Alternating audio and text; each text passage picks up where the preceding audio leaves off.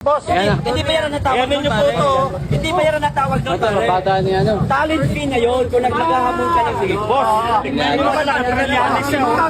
Sanay ka kasi bayaran. Sanay ka yata sa bayaran eh. Hindi ganon, hindi ganon. Tama na yan, pre. Tama na yan. Tama na yan. Minamali mo na. Ayaw namin. Iniiba mo na naratibo eh. Iniiba mo naratibo. Iniiba nyo rin naman naratibo ah. Saan? Saan? Saan na may iniiba na naratibo? Saan? Baliw ka pare. Eh, huwag niyo patulan. Sayad ka.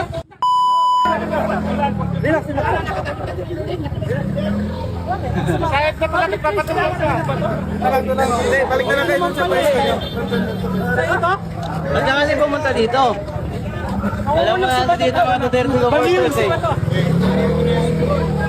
Huwag na kapulin, huwag na kapulin. Huwag na kapulin. Lasing. Huwag na kapulin. Nagpapapansin lang yan, chismoso lang yan eh. Lasing yata yan. Ito pagkagutom ka. Yan ay si ano, si Nico David, bata ni Trillanes yan. Anak niya yan eh. Si Nico David yan. Ang taas pala. Oo, walang laman ang utak niyan, papatulan nyo. Wag yung papatulan, si Nico David, walang laman ang utak niyan. Dito na tayo, dito tayo. Alis pala sa personal. Nico David, walang laman ang utak niyan. Bahay yan, bahay. Wala yung patulan. Patay na. Boom! Ano balita? Patulan niya, walang laman ang utak niyan. Sinasadyan niya. Business lang yan. Nakibayan siguro.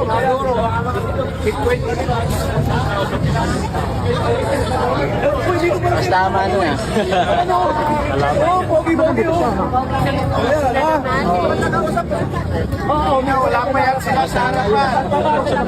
Hindi ko nakabutan. Hinanap ko eh. Nandito na pala. Ay, sa ba to? Punta ka dyan. Kami sumalubong. Nakasar lang yun. Hinarangan.